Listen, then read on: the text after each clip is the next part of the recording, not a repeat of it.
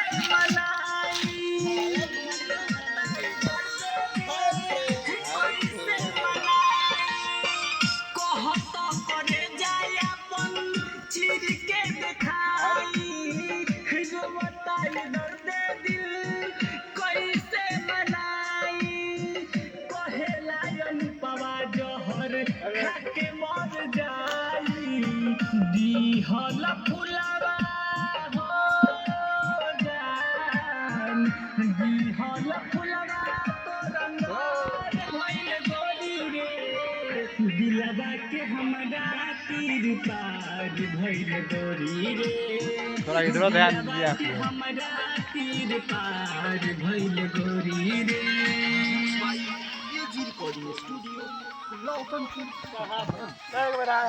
हाय hi hi hi hi friends, hello guys, team के साथ video हमारे वीडियो को सपोर्ट कीजिए आप लोग और जाकर YouTube पे सर्च कीजिए देहाती सैड बॉय चैनल और उस पर कल सुबह ये वीडियो आपको देखने को मिलेगा।